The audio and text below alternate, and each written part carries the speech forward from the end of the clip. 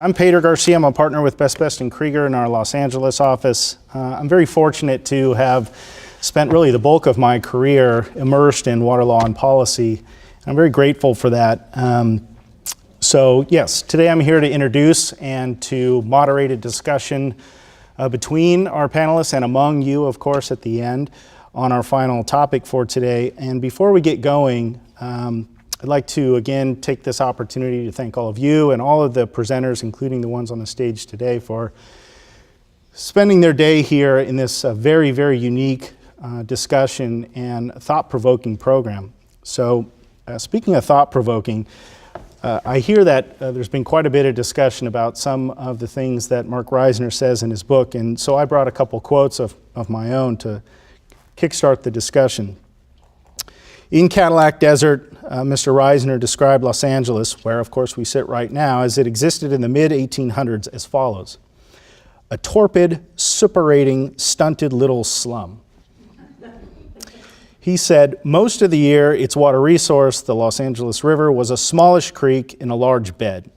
During the few winter weeks when it was not, when supersaturated tropical weather fronts crashed into the mountains, ringing the basin, the bed could not begin to contain it, and the river floated neighborhoods out to the sea.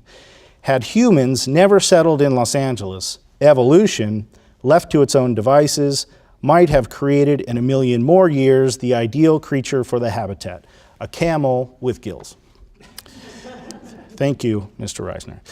Indeed, he also said of the greater Western region, and in the spirit of authenticity, I've brought my dusty, sun-faded, dog-eared version of Cadillac Desert. I have another quote to read for you. Mr. Reisner wrote, "Thanks to irrigation, thanks to the Bureau, an agency few people know, states such as California, Arizona, and Idaho became populous and wealthy. Millions settled in regions where nature, left alone, would have countenanced thousands at best. Great valleys and hemispherical basins metamorphosed from desert blonde to semi-tropic green. Westerners call what they have established out here a civilization, but it would be more accurate to call it a beachhead. And if history is any guide, the odds that we can sustain it would have to be regarded as low. Only one desert civilization out of dozens that grew up in antiquity have survived uninterrupted into modern times." And here's his punchline: "And Egypt's approach to irrigation was fundamentally different from all the rest." Dun, dun, dun, right? So are we doomed as a civilization here? Quotes like this are prevalent throughout Cadillac Desert. And so the question, I think in part, that's been addressed today is, was Reisner right? And is there a counterpoint to his perspective? As cynical at times as it may come across to be. So on to our panelists. On stage, we have a highly distinguished group of presenters who might have a bit of a different view than the one articulated in Cadillac Desert about the future of Los Angeles and the Western region. In the order of their presentations, first is Stephanie Pincetl. Stephanie is a professor in residence at UCLA. As endowed director of UCLA's California Center for Sustainable Communities, she leads an interdisciplinary team that works on energy and water systems and ways that urban systems interact with surrounding landscapes. Her book, Transforming California, The Political History of Land Use in the State, is the definitive work on land use politics and policies in California. Second is Marc Hanna. Marc is a senior principal at Geosyntec Consultants in Los Angeles. For 20 years, he has worked in sustainable resource management and ecosystem restoration. Recently, Marc has worked on a number of design projects along the LA River, including a leading role on Lauren Bond's project Bending the River Back into the City, and Frank Gehry's engineering team for the Los Angeles River Vision Study. Third is Hadley Arnold. Hadley is a co-founder of the Arid Lands Institute, devoted to water supply solutions and design of the built environment. Hadley has taught urban history, theory, and design at SciArc, UCLA, and Woodbury. At Arid Lands, she trains designers and citizens to innovate in response to hydrologic variability and supports ALI's development of geospatial modeling to inform water-smart design. Each of our panelists, like we've done in earlier topics for today, has prepared a short presentation for you. When those are completed, we're going to have an open discussion and then involve the audience to explore some of the pressing issues facing our modern urban environments and how design can provide a path for us towards sustainability. So thank you again, and please join me in welcoming our panel. You've had an extraordinary group of people present to you today, and I'm very honored to be considered as a panelist on this, following Pat Mulroy, who I don't understand why she's not the general manager of DWP, but that would have been a very revolutionary move. I am very happy to be here. So thank you very, very much for inviting me. What I want to talk to you about are two separate but actually joined issues. One is something that we have not looked at very much at all today, and that is the extraordinarily complex water management system that exists in LA County. And I was very inspired by Pat's comments about figuring out strategies to work collaboratively and overcoming proprietary water rights. So I'm going to show you a situation where we should actually take that to heart and really begin to untangle the divisions that exist going forward towards a one water regionally that we should look at. The other thing is I'm going to pick up on previous comments that were made about vocabulary and landscape. One of the things that I find extremely irritating, I have to say, is everybody talking about LA as a desert. We are not in a desert. We live in a Mediterranean ecosystem, one of 7 in the world, which has extraordinary, as Lisa said earlier, vegetative qualities and climate. And we should embrace the place that we live in. So those are the two things I want to talk to you about, and of course I have lots more to say beyond that. So I can advance the slides myself. Great. So as I said, we live in a Mediterranean climate.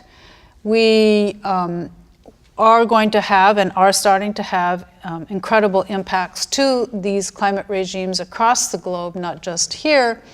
And we have long periods of aridity. I think we need to think about the word drought, because the word drought is a poor descriptor of the climate we're moving in. We're not moving into periods of more drought, we're simply moving into a different climate, period. If you lived in the desert, you wouldn't say you lived in a place where there were droughts. You would say there's no water because I live in a desert.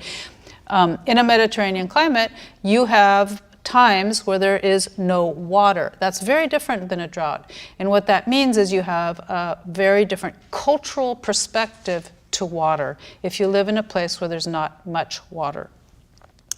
As I said, we have extremely complex water delivery and distribution systems, and we do rely on outside imports, but we have extraordinarily valuable groundwater basins that we do not use conjunctively sufficiently in managing the larger water resources.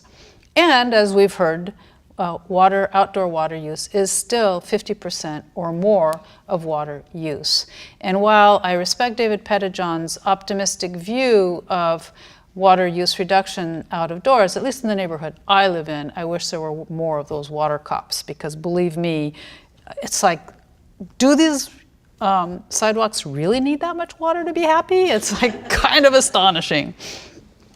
Okay, so we've had a National Science Foundation grant for 4 years to develop the institutional management description of water in LA County.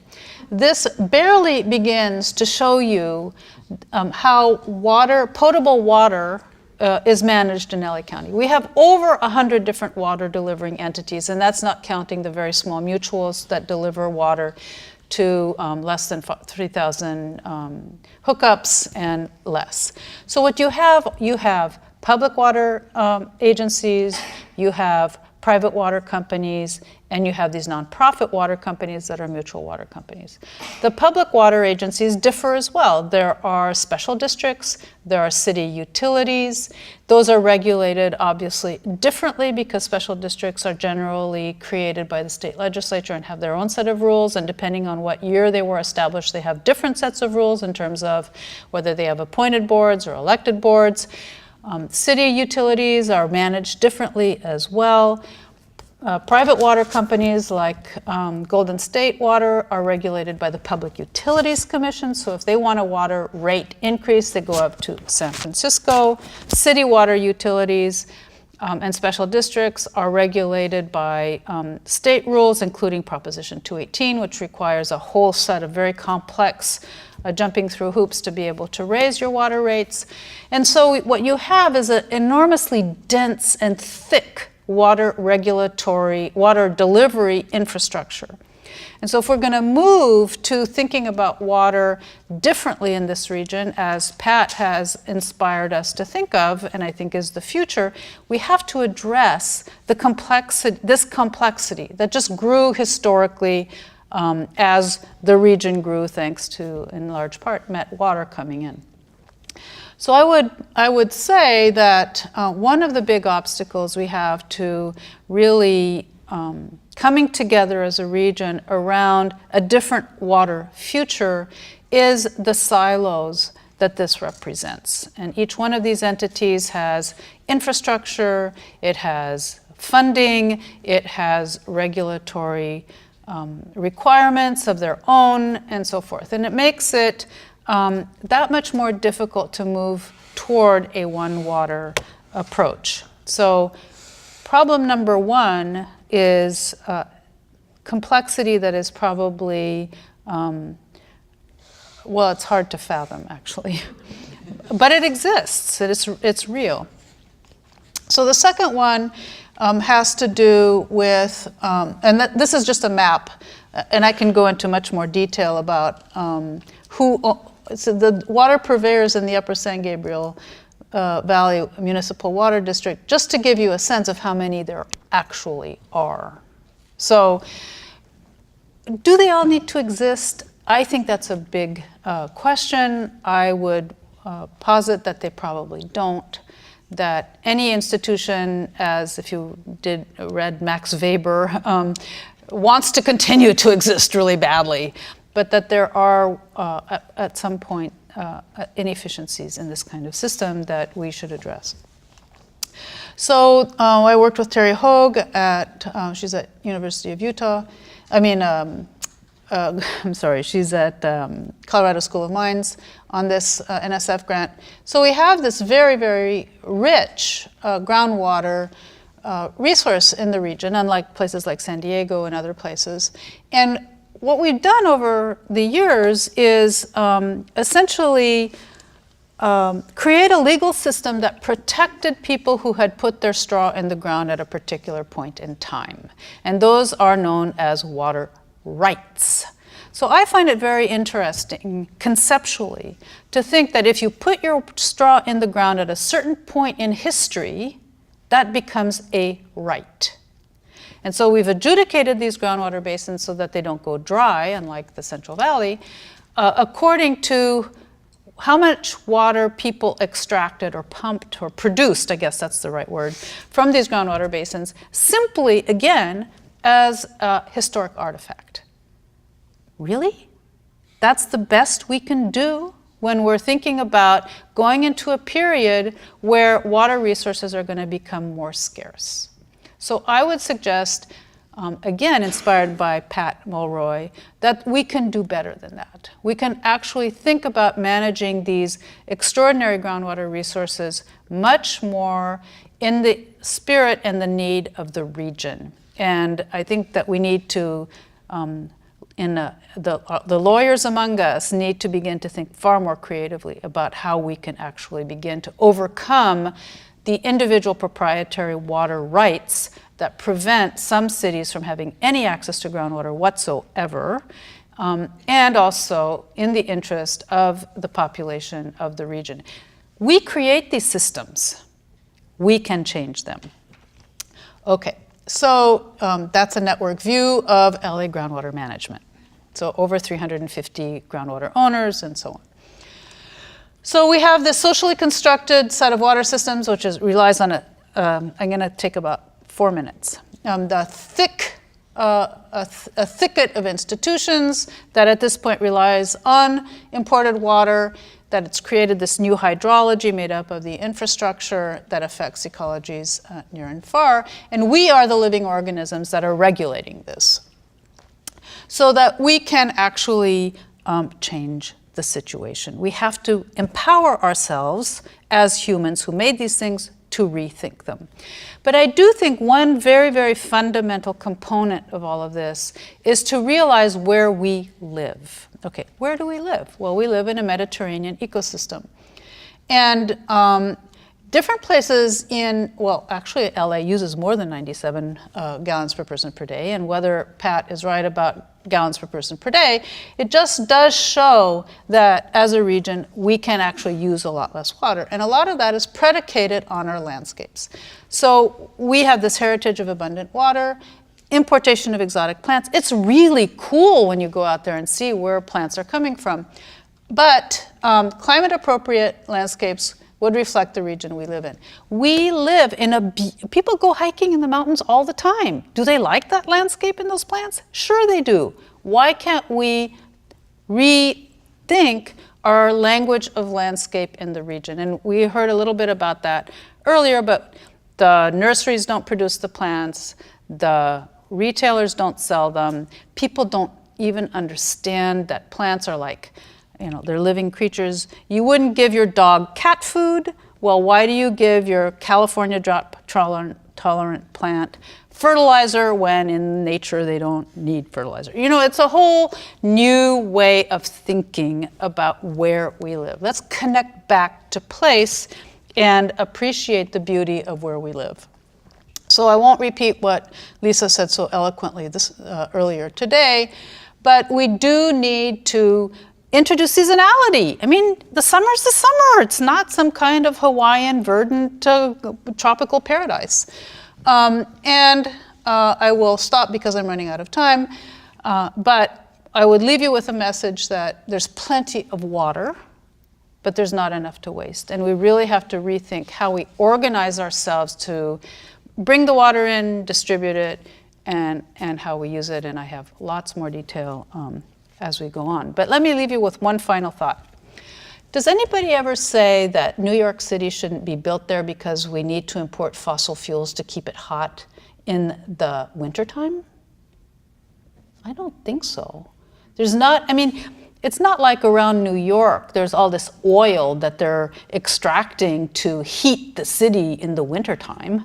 So we in Southern California import water because we're short of water. I think this whole thing about, we're a little bit off in our thinking about cities. Cities are not self-sufficient entities anywhere. So why should LA be self-sufficient water? I don't know. But actually, we can almost be. So that's the hopeful thing. All right, thank you.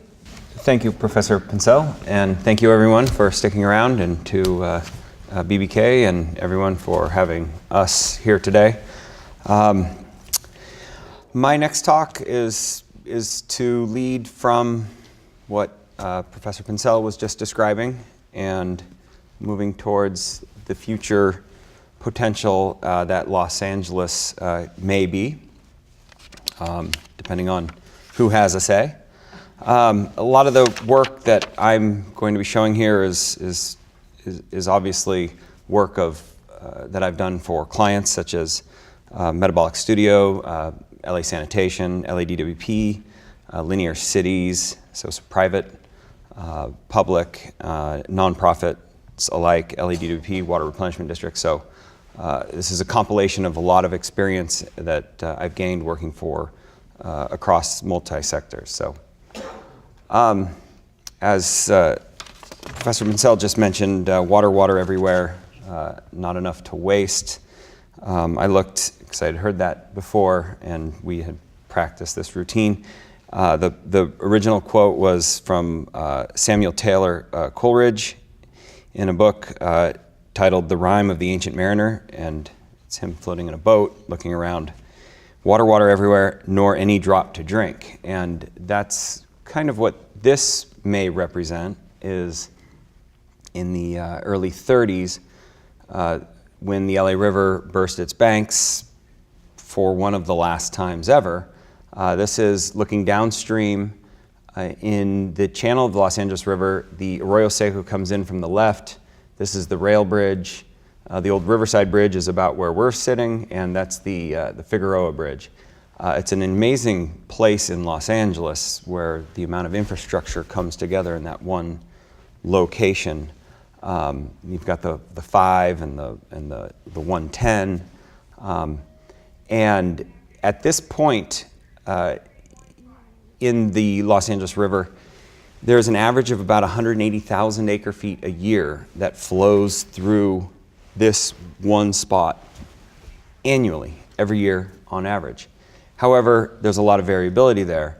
In 2007, the driest year on record in the last 30, at least in the data set that I've been using, only 38,000 acre feet flowed through this location, not counting the wastewater that also flows through this location, so just stormwater. And in the wettest year in the 30-year record, which was 2005, 700,000 acre feet flowed through this point. So not only is the variability extreme, but the variability from year to year, to say that the driest year on record was in 2007 and the wettest year on record of the last 30 years was in 2005, also is telling. So what did we do about this? Water everywhere, creating a lot of damage and ruining our economy. So we progressed from a agricultural, kind of dispersed residential population. This is in the northeastern San Fernando Valley. This is kind of the Tujunga Wash and the Pacoima Wash area. Satacoy runs across here. And from the late 40s, this is even after that period of concrete channelizing of the LA River, and turned it into a place where now the Tujunga Wash, you can see it actually follows the old channel here. This is the 170. It was a very nice opportunistic place to put the 170.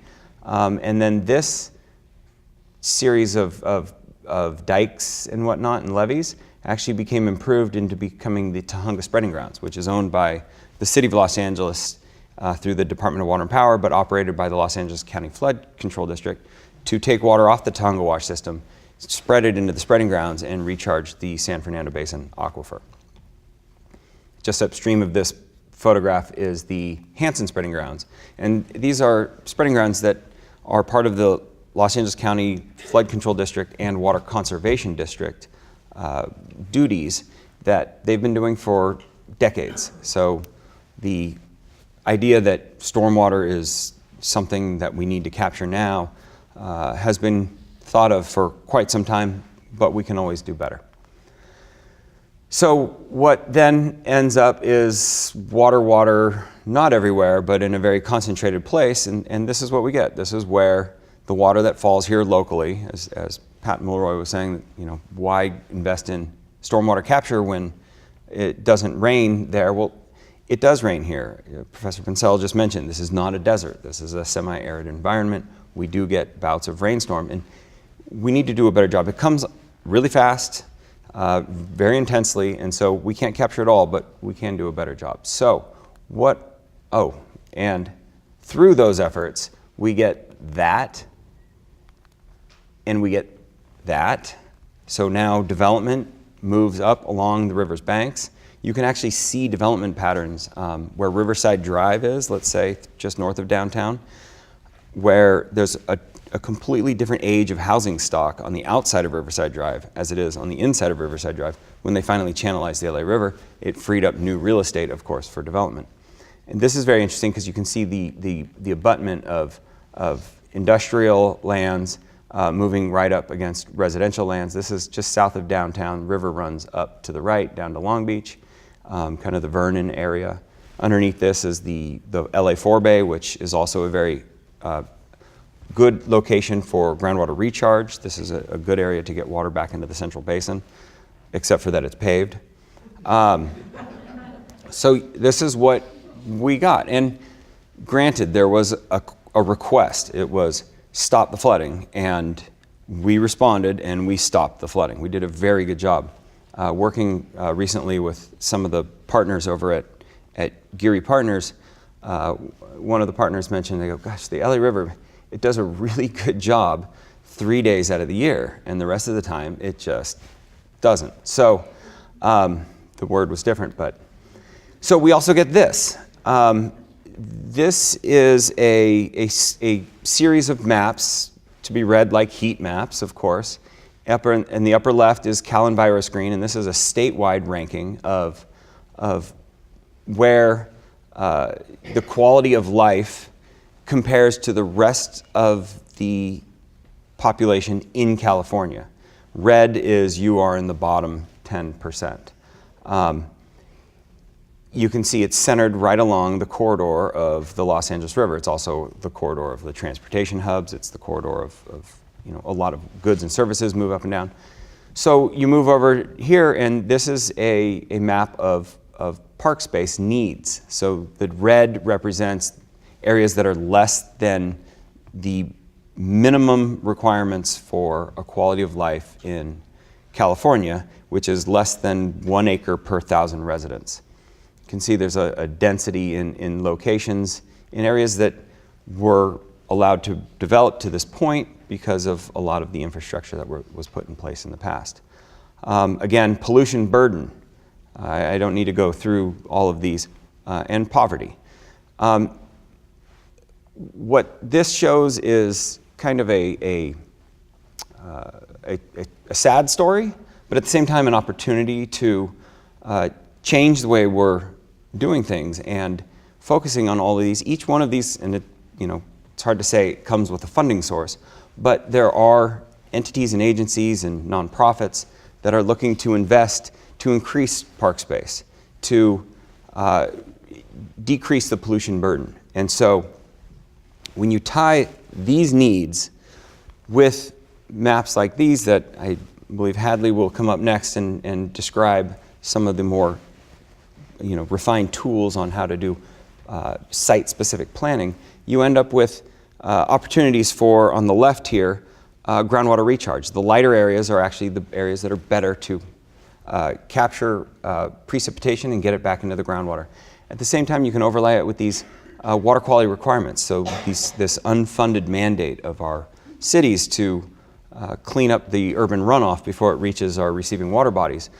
These hotspots here sometimes overlap with some of these areas for groundwater recharge. So you can see how those funding sources can come together. And going back to this, you can see where now you can start to really build a case for investing in our neighborhoods.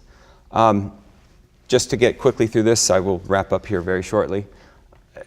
Some of the tools that I use as a water resources engineer working in an environment such as this are these stormwater capture devices. And again, stormwater capture, it's a thing. It's a device, it's a bucket, it's a dam, it's a barrel, it's a hole in the ground, whatever it is, it's a thing that can hold water. And then you can do something with it later, either by infiltrating the ground or reusing it. There's the centralized type and there's the distributed type. This is work that was done with the Los Angeles Department of Power in partnership with the other entities over on the far left. And we looked at how these spreading operations had occurred over the past 35 years. And what we saw here was the normalized recharge in what's it say over there on the left? I'm a bit blind here. I guess the slide, the PDF or whatever went bad on me here, but the normalized recharge in acre feet per inches on the left-hand side here, which is the green dots versus the inches of precipitation that we received that year. You can see that there's been a 30% increase in their efficiency in actually capturing water and putting it in the ground. That's through studies and improvements in technologies that have gotten us to closer to about 1,500 acre feet recharging in the groundwater aquifer per inch of rain per year. On the more distributed side, this is a neighborhood design that we put together where we're taking water off a storm drain, cleaning it, and putting it in an infiltration gallery. This is data that's been collected of recent, where we're actually taking water and we're measuring it going into the central basin, which then means that it can be pulled out next year above and beyond the water rights that Professor Pincetl was describing. So this is what they call above the line water. This was made in part due to an amendment to the adjudication in the Central Basin and the way the West Basins are, West Basin, groundwater basin is managed. So this data is brand new. It's just coming out on contract with Sanitation and Bureau of Engineering. But it's rather exciting. This means that now right now 350,000 gallons, which is about an acre foot, since April has gone into the ground. Again, one little neighborhood project, but we can envision 1,000 of these going in. So really what I'm looking at is how do we turn a city like this that we all love, we live in, we raise our families here, into a city that has more green space, and this is just looking at the public right-of-ways. These are the spaces, the LA River channel itself. It contains over 1,000 acres of open space that is off limits and completely paved over, owned by the public, by us, that could be reimagined. This is from a book by Blake Gumprecht on the LA River, its life, death, and possible rebirth. And this is another idea for a centralized type facility, stormwater capture. It's called widening the banks, setting back the levees, letting the river do its things. Think of the native plants that could go here. Think of the water quality improvements, the water supply improvements, and the quality of life. Again, this can't be possible everywhere, but there are opportunities to do stuff like this. So anyways, I'll be on the panel here, and I'm going to pass it over to Hadley. Great to be here. Thank you for sticking around for the afternoon. I'm Hadley Arnold. I'm here from the Arid Lands Institute. We recently relocated to the Los Angeles Clean Tech Incubator downtown. It was mentioned earlier by David Pettyjohn, the LaCretz Innovation Center. And we are looking at water supply solutions through the prism of design of the built environment.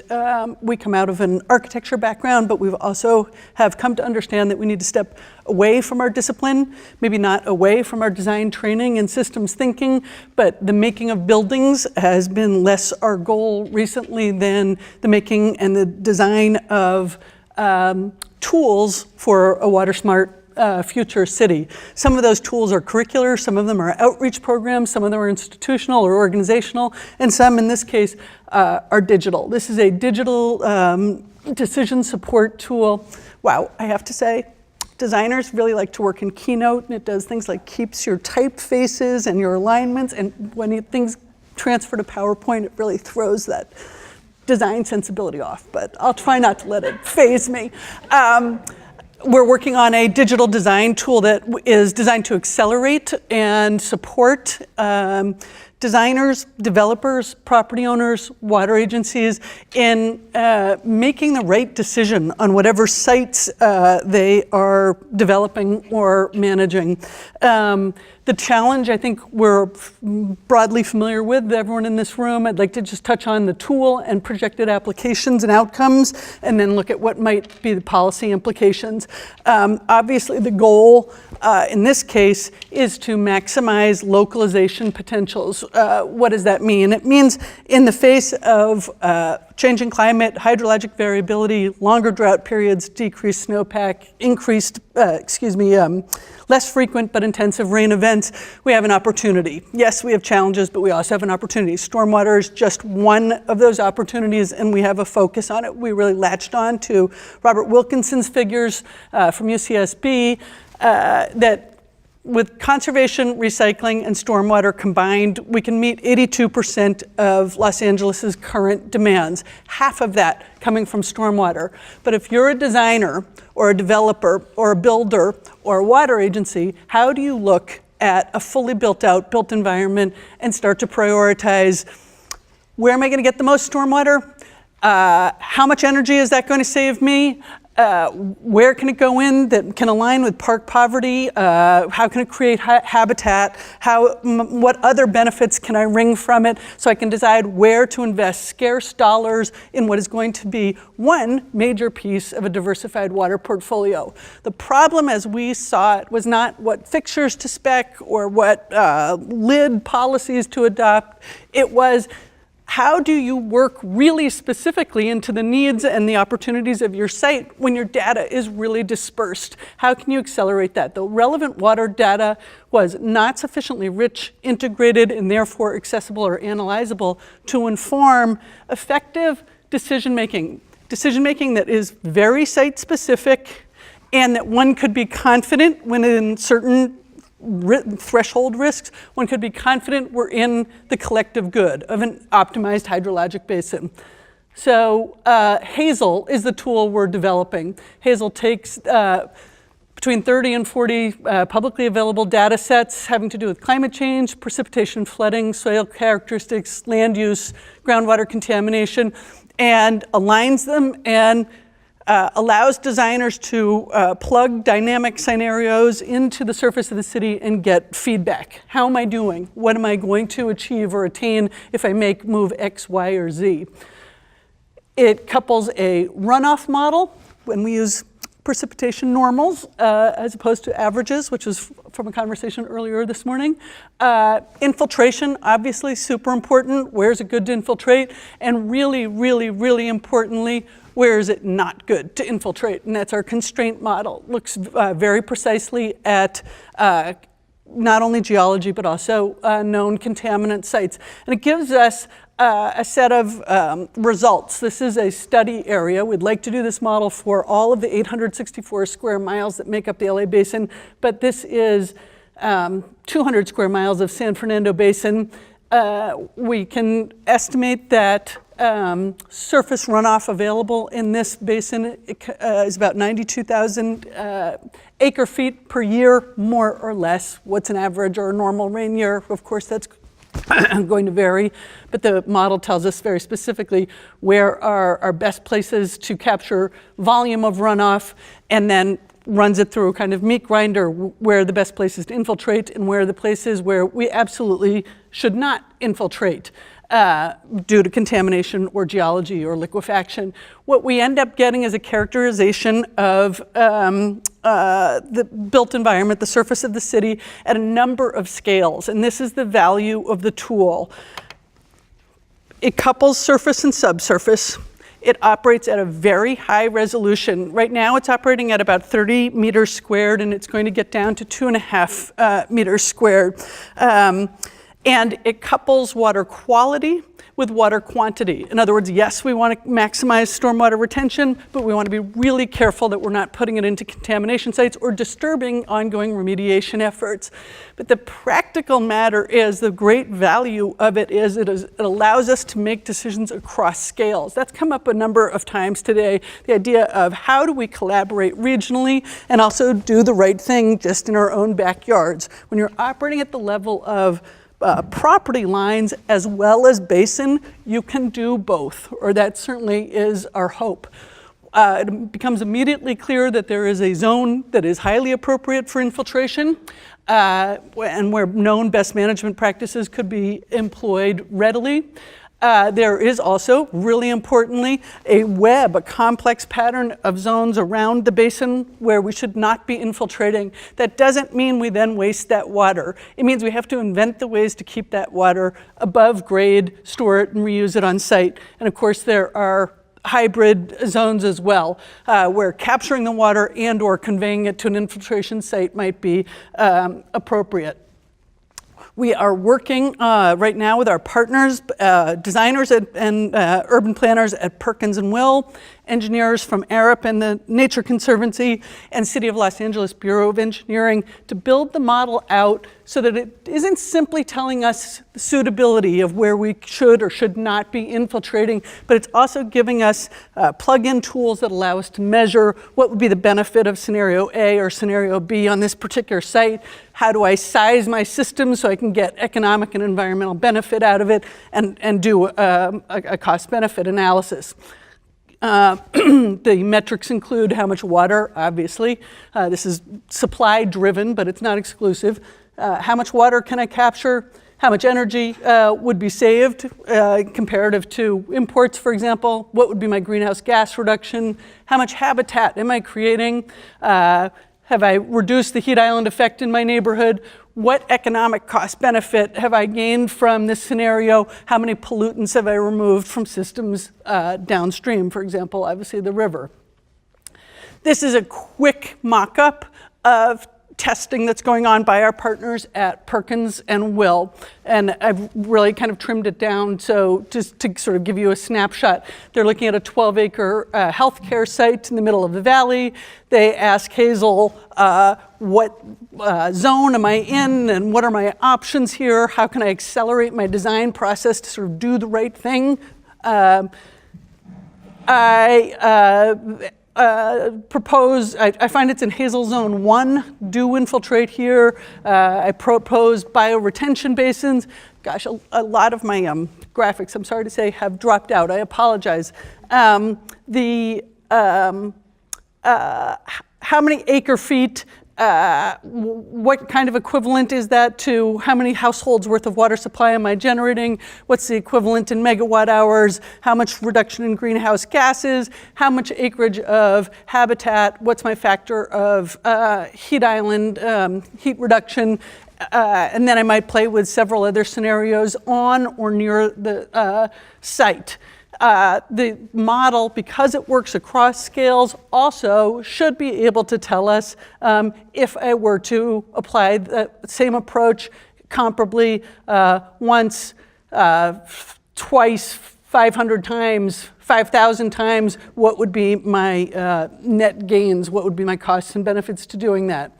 Our hope is that the tool will become something that not just designers and builders and developers use, but also agencies use to look across boundaries, across all that complex jurisdictional mayhem that Stephanie mapped earlier, to say, how is it that we can prioritize together and collaborate across these boundaries? These are just very quick visualizations of some of the policy adjustments, the kinds of policy adjustments from the point of view of design in the built environment. We imagine having to accompany the widespread use of a tool like this. We'd love to see hydrologic zoning in place in Los Angeles so that a property owner understands, I live in an infiltrate here zone, a do not infiltrate zone, a capture and convey zone, a kind of ZEMIS rating, if you will, a hydrologic rating for your property. Form-based code, the idea that in the Hazel Zone 3, do not infiltrate here, the idea of networked systems among boundaries, among buildings within districts might actually want to mimic the way watersheds themselves work. How do you craft that? How do you incentivize that? I think the idea of markets and stormwater credits is going to have to be a big part of this. I was very interested in the water neutrality conversation going on in Santa Monica and the resistance from the building industry. And I would also say land-based, landscape-based best practices, while not widely implemented yet. Great work is going on in firms around the basin, but is not widespread. They are well known. Architectural solutions, building solutions, above ground solutions are much less well known, meaning we haven't asked that much of our buildings to retain and capture and reuse water on site. We're in the perfect city to be experimenting and innovating with what does it mean to actually build a building that holds water, gathers water, captures water, retains water on site. We don't know what that looks like. So that's very deliberately a sort of blue sky proposition. And last but not least, none of those will matter if we haven't also built a water smart citizenry. And I think that is what Marc Reisner really wanted to leave us with, as did so many of the critical historians of the West, whether it was Stegner or Worcester or Devoto or before them Powell and others. If we're only building infrastructures that are invisible and so large that they have to be governed by large bureaucracies, large capital, large technology, and the illusion of infinite energy, we rob our citizenship of the ability to self-manage, self-govern in a disciplined way their environmental and economic destiny. So, thank you. I think that was fascinating in that all of you are talking about innovation and design, but clearly from different perspectives.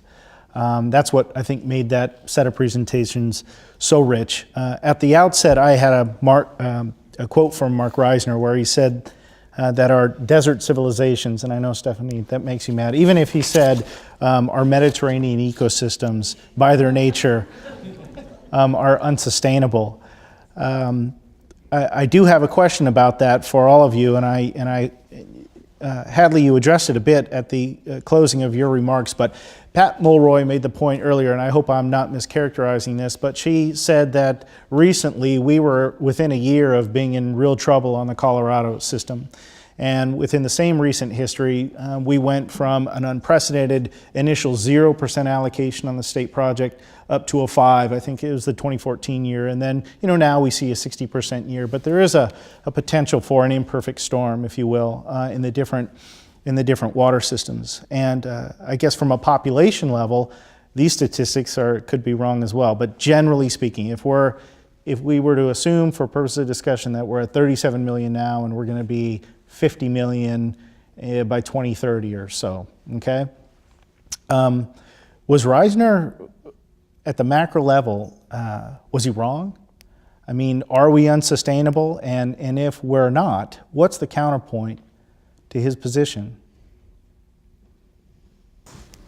I think humans are incredibly creative, adaptive people. And to go back to Stephanie's species, and go back to Stephanie's point, we can't ask there not to be a Los Angeles, just like we can't ask there not to be a New York. We're well suited to creating the kind of quote unquote civilization that we need to have here, if I'm understanding the question correctly. I think the capacity to innovate is huge, and I think the urgency is beginning to be well understood. I would agree. I think we're constantly experimenting and iterating our lifestyles as well as our technologies. But it is interesting to put it in that light. You can imagine someone putting on a pair of wings and jumping off a cliff and saying, it works, and you think it works all the way until it doesn't work anymore. And so, I don't think that there's some cataclysmic event that's looming, but I do think that growth, and we do see that growth in the more denser areas does slow. And we see this constant changing of our landscapes and of behaviors and of policies and ordinances.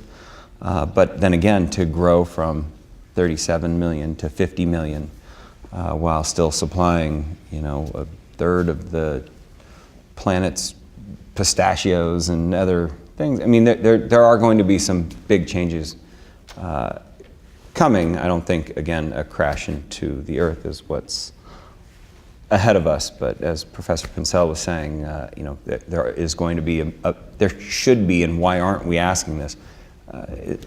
Why aren't we shaking up this system? And I think it's bound. So I think that we underestimate the power of culture, and we have currently a culture that assumes abundance. And for those of us who don't watch advertising, I think we have to take a very good look at that assumption. And somehow not having abundance is seen as a sacrifice. It's kind of interesting. So how many people here, and I don't mean to be, unpleasant about it or anything, but have a cell phone, a laptop, a workstation at work, or a fixed whatever, an iPad, and a television, right? So really, is that what is that appropriate to make you happy? And we've kind of lost sight of parsimony and collective agreement or collective effort toward living together in a more pleasant way, right? So I think that a lot of it, this may be taking us a little bit off subject, but honestly, when I see people or hear people very upset that they have to curb their outdoor watering, there's a cultural issue there of privilege, or of just a strange idea of what you're entitled to. And I think we need to really start together thinking about what's important. Is it really important that you can't water that lawn however many minutes? Overwatering, most of them are saturated, most of them have runoff anyway. So I think we have to kind of get a grip.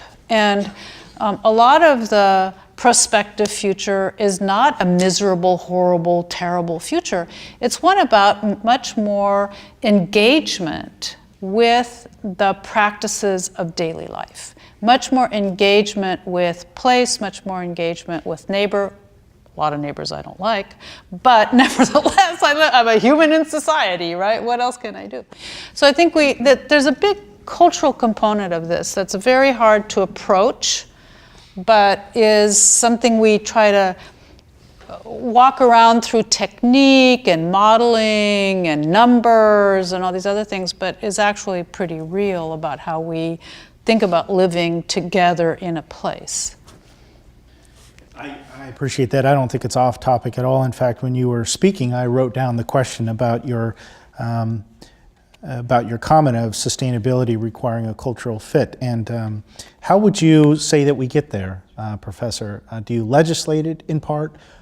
Would you be opposed to imposing that type of cultural change through legislation? I don't mean, again, to mischaracterize it, but I think we might have seen some of that in some recent unprecedented regulatory responses to our hydrology that we had in California over the last 5 years. And how long will this take to switch a culture? Will it be enough time? Well, it took 40 years for the fast food industry to inculcate the desire to eat fast food and that food should be convenient and fast, right? So I don't know. But that was an inculcation. It wasn't like a natural need to eat fast food and have fast food convenient and fast, and creating food deserts and all this other stuff. So I think it has to do with really saying, no, sorry, we're done with that. Fast food should be no longer allowed on television, just like cigarettes were, right? I mean, I think we just have to, it's kind of radical, but I think it has to be top down, and we need leadership. Because if there's a rule, then everybody's treated the same. And that's really important. Really, really important, because people have a visceral need to feel like everybody's treated equally. We know that from lots and lots of studies now. Even dogs prefer to be treated equally and not unequally. I mean, it's a pretty pervasive animal thing that equity is important. So we have to think about mechanisms that can draw that out so that there's a sense that we're all in it together, that there's nobody special. You can't buy your way out of lack of water. Sorry, there's just not, you just can't do it. And that needs to be really brought forth much more convincingly. I would also just like to put in a word for design as part of an engine towards culture shift. We need the science and we need the policy, and design needs to be very, very responsive to the science and the policy of shifting resources, shifting behaviors. Some design can happen pretty readily and pretty quickly. Some is going to take decades. But without it, that culture shift, truthfully, in my view, doesn't happen. I think it's either Churchill or Marshall McLuhan, or maybe both, right? First we design, one says buildings, the other says tools, I'll say space or place, and then it shapes us. We shape them, and then they shape us. It's going to have to be part of how we make our cities, how we make our neighborhoods, how we make our systems, that they're visible, that they're tangible, that they invite engagement, if engagement is in fact what the culture shift is that one is trying to produce. Yep, and I, just to end, and I don't have a lot to say about this, except I do think it's a top-down. I believe the grassroots are ready. I think, large swaths of the population are excited about the future, and in the amount of time that it might take to do this, we were in Los Angeles living off our local resources until the LA Aqueduct arrived, which was about 100 years ago. So that might be one of those targets to place, that we can turn this whole system around in 100 years, but taking nice controlled steps in that direction. Okay. We do want to leave time at the end for Q&A with the audience as well. So I'll have just a couple more questions, both in your panel just now and from what I understand in earlier panels today. Would you agree that it's safe to say that there's no real prioritization that should occur when it comes to either large-scale regional public works projects versus, and Hadley, you touched on this specifically in your discussion, versus the door-to-door, the very localized projects that you can do to maximize resources? Would the three of you say it's safe to say that wood should not be prioritized over another, either legislatively or from a funding perspective? Do we need to really push hard on both? I'll take that. And again, just from my small world of civil engineering and water resources, we look at from grassroots or from top down, from the fully distributed type system, programmatically implemented, to the large single one-offs, the centralized facilities. And each one plays its role. I think moving from just to one side or just to the other, I think you end up in trouble. You end up with wasted investments. I hate the term stranded assets, but there's a meshing of those. And if some of the economic analyses that we've done on cost benefits of these types of systems, the knee of the curve, where it goes from being, you're gaining your benefits hand over foot for every dollar invested, to where you want to capture that last bit of every storm, and now your benefit per cost put forth goes down. That knee of the curve, ends up, we start looking at kind of that neighborhood style project. It's nested. It's nested in there, and so, but that has its outliers on both sides. So it does need to be pushed at all levels. Again, I do think just in the fact when they opened up kayaking in the Los Angeles River at midnight in April of 2012, I think, they were sold out. All 15,000 slots were sold out in like 22 minutes. That's a significant demand on a limited resource that people want more of. And I think, again, stacking the leadership at the top, they're doing a very good job. It's moving mountains. It is a full distributed type. You've got to look at all ends of that spectrum, I think. Hadley, would you agree with that?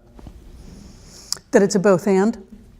Yes. Yeah, clearly. I think we are very vulnerable in different ways if we prioritize one or the other. I think it's harder to make the case for the distributed and decentralized. I think we're going to need the numbers. How many benefits can I get you out of this investment? How dire is the need in this neighborhood for many of those other benefits beyond simply getting water into an aquifer? And I think ecosystem services and the multi-benefit approach will help us prioritize the decentralized as a buffer, a hedge,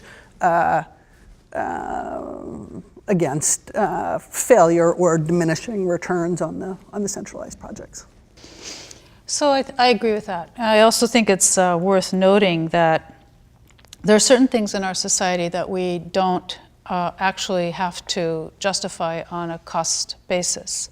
So people don't justify building a sewage treatment plant, at least anymore, on the cost basis, right?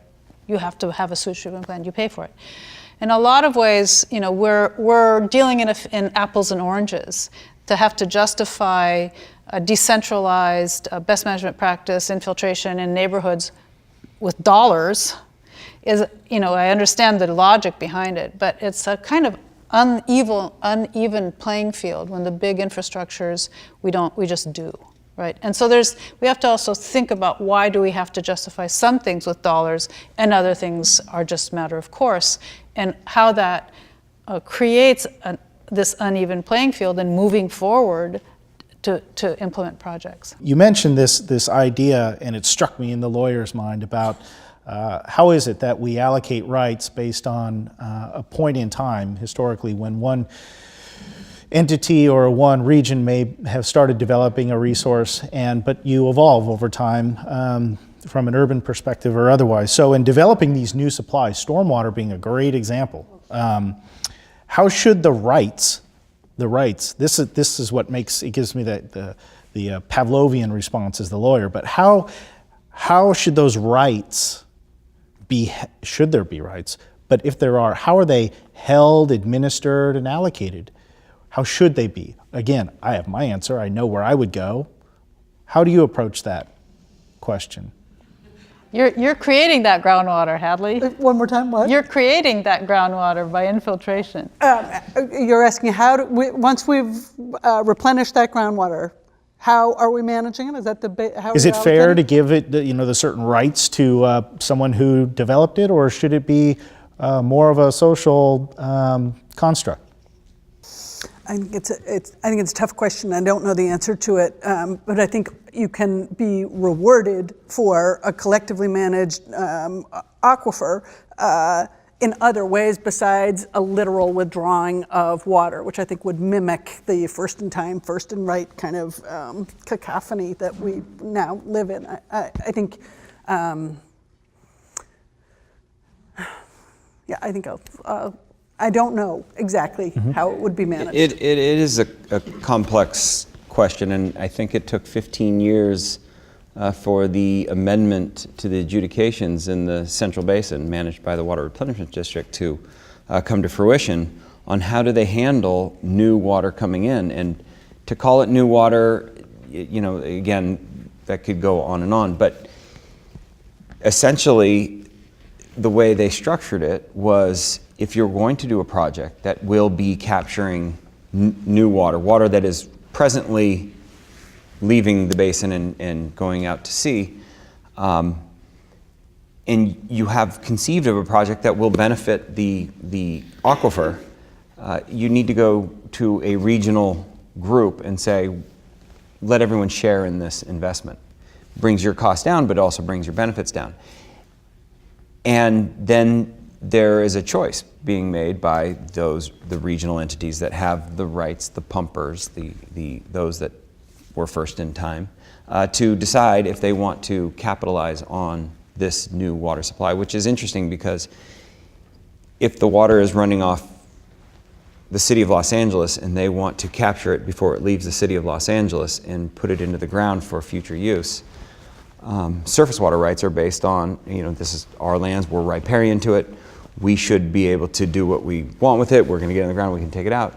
Well, once it goes into the ground, it fills up that collective bathtub, and the way the Water Replenishment District now manages those new water resources is that it must first go out to as a regional request who would like to join and participate. I'm not sure if Marc's been hanging out with lawyers too much lately. Right. It depends. So I think that we actually need a lot more creative thinking about these issues, and that we can't, we're operating on a 19th century legal framework here, let's be honest.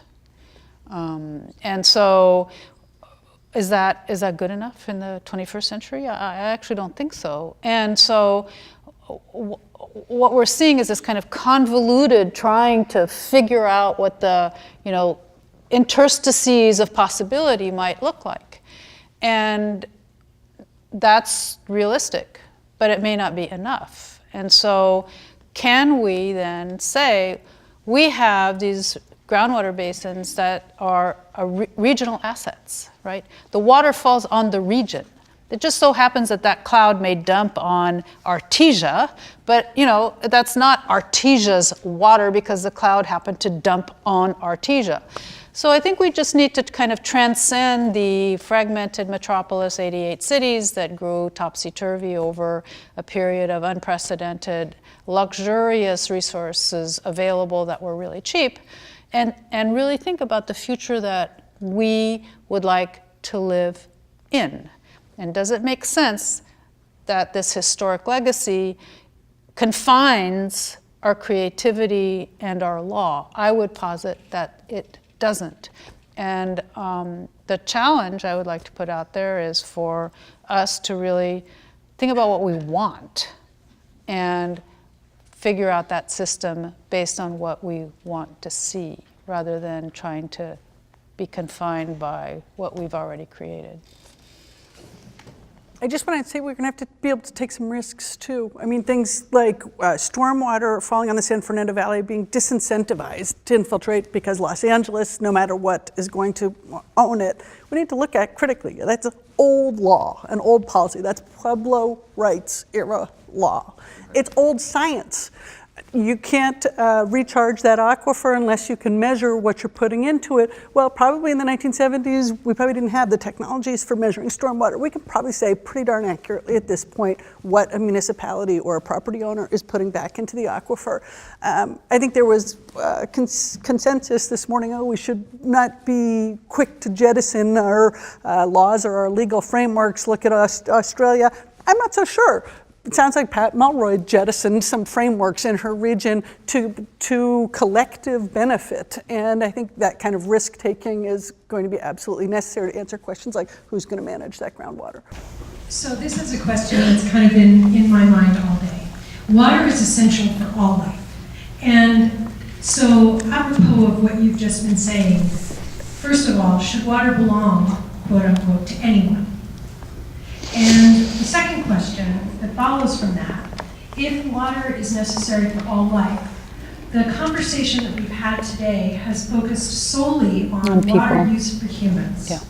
It has not looked at water use other than, the sort of cursory conversation that Lisa presented on how we can conserve water, so, by using natives. How do we expand our conversation and our mindset to recognize and integrate the water needs of our ecosystem as well as, and all of the critters and plants and everything that belongs with that, as part of this whole conversation?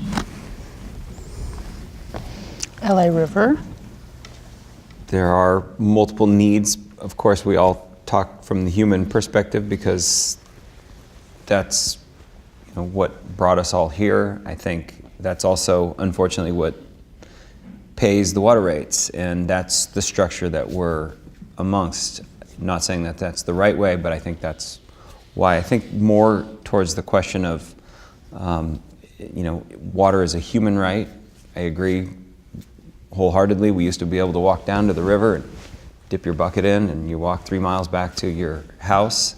Having that universal right to water pressurized at 300 PSI at the tap that has zero chance of ever getting you sick. I don't know if that's part of that human right to water.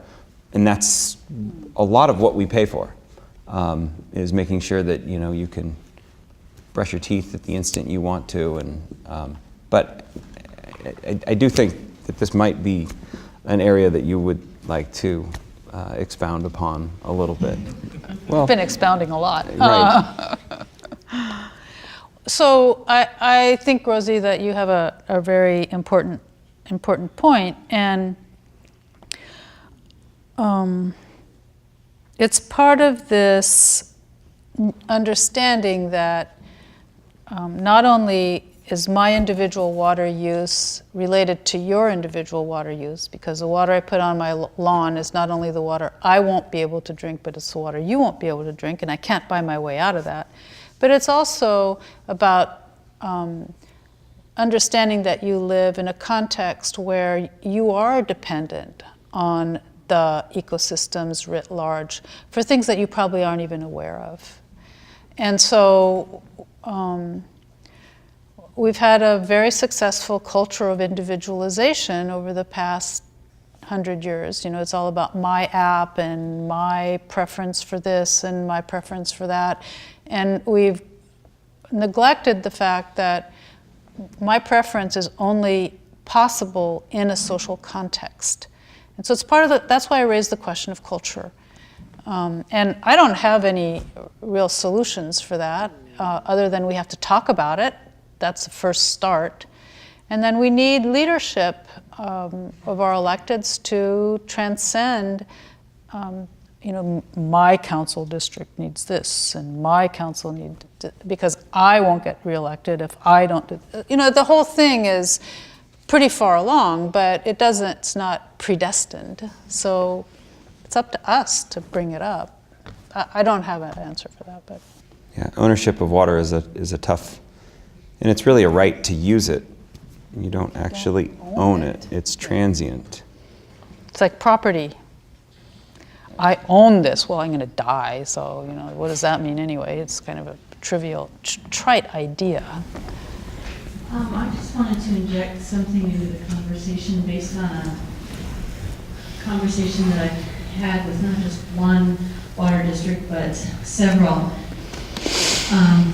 When I brought up how they could meet the 22% water savings if they planted natives, and in fact they could go much higher in water conservation. And they said, well, how high? And I said, well, you could, go down to 1/7 the water that your city uses now. And all the water managers were horrified. And they said, well, we don't want to do that. We'd have to raise the water rates. Then we would lose our offices, because in this one particular city, a lot of the city revenues are from the water that we sell. So they knew the voters would be unhappy if they raised the water rates. So I totally agree that it's this culture of self-absorption and owning or having a right to abundant water all the time that's a problem. Then the water rate structures are a problem, because people just they don't want to. The water companies don't want to use less water beyond a certain amount, many of them, because then they would be unpopular with their customers. So it seems like there's this whole cultural shift on an individual level, a water company level, a city level, and a regional level that has to happen. We need to start having more aggressive conversations in the public sphere to really get people thinking more about this. So sorry this wasn't a question, but I'm just echoing that I agree all about that the cultural thing is so much the sticking point from law to practices. I will defend water companies' need for revenue, though. Yes, oh, absolutely. So, But there has to be other ways to make them up. infrastructure costs, they're real. Yeah, in 2007, when LADWP put forth their very stringent, and it was a 1 or 2 year water conservation ordinance, water sales went down over 25%. It was a big hit. Now, if what you really want to do is steady your revenues over time, and those hits really crush planning and next year's budget. And so I think steadying that is really where the future of at least what you're describing needs to go. With water conservation that isn't sporadic and isn't knee-jerk reaction, and again, the whole talk about we're in a drought. This is actually our hydrology, and that needs to be put forth in the conservation pricing, et cetera. So again, complex things that moving mountains, but I do think that there is movement in that direction. So this morning, a number of people talked about the need for information. Given my background, I'm really happy to see a bunch of diagrams and mapping and modeling going on, which is just exciting in and of itself. But it also, since we're in that stage, I want to ask you about, I guess it relates to some of Rosie's question away, to what level of success are these models going to be applied? In particular, Marc, your mapping of where needs are, which doesn't necessarily correspond to the way watersheds work, and improvements in a watershed basis, right? Things tend to flow from the top down. There wasn't a lot of red at the top of the watershed in any of your needs diagrams. And then, given that you're working with Gary Partners too, this idea that, hey, it's an infrastructure. We are limited because of the watershed regime to, if those improvements aren't made from the top down, kind of working within certain confines of the hydrologic regime. So the question is, where are we headed at a watershed basis? What are you aiming at? Are you aiming at a natural regime, something that mimics what nature would do if we weren't here? Like, if we're successful at storing water, would that be everything? So that everything goes in the ground and nothing goes downstream? I haven't heard that conversation. I'd like to know what you're aiming at. That's one part of the distributed versus centralized discussion that you hear a lot in LID, low impact development, parcel based. That's usually reserved for the water quality events. I do believe that we still need our centralized facilities. If we unpaved everything that we see out there and waited for one of those wet years in 10 or in 15, there would be water everywhere and there would be a need for the river. So a lot of folks talk about these distributed implementations and saying, it'd be great if we could now start to remove some concrete from the LA River. And one of the results from one of the studies we did is if we implemented at the 2040 clip of a very aggressive campaign of distributed approaches, neighborhood approaches, sub-regional, regional approaches, it would reduce peak flow during peak flow, not just the wet part of this year, but the peak flow. It would reduce that by 3%. So that point in location where the Arroyo Seco and the LA River come together, where Los Angeles was founded, that was the wonderful spot where there was water coming out of the ground. The LA River's design capacity there is 104,000 cubic feet per second. Right now it's flowing at 100 cubic feet per second. But imagine softscape everywhere. Cisterns would be overflowing, rain barrels would be knocked over, and we'd have, instead of 104,000 cubic feet per second flowing through there, 101,000 cubic feet per second. I mean, that's that much elevation in the river channel. So, yes, in a watershed study, you start at the top, work your way down, but we're talking about a lot more than just the water here. When I was showing those maps, which are maps that we've leaned on others to extract the data, we're talking about a lot of other things as well. And in cases like that, you can work from the bottom up. A lot of the reason you didn't see any of the red in the upper parts of the watershed is because it's essentially uninhabitable. So it's unpaved, it's there's trails up there. So you can't start at the top, you can't start at the bottom. I mean, this is, again, you go top down, bottom up, kind of the same. You answered my question basically with the 3%. Right. Well, so what is the Crespi expedition? When they first came through California, they were coming up the coast, and they could not get across the LA basin without traveling all the way around up to where the 210 is currently. And they could hop their way across the rocks where the Tujunga and all of those come out, because there was water, again, everywhere, from Orange County to Bayona. It was just, and that would persist for months at a time during the wet years. And that was pre-invention of concrete. So I don't know, it's a very extreme environment that we've selected as our home. I think it's great to see this level of participation at this stage of the game, at this late in the day, but I think we are out of time. So let's thank the panel again and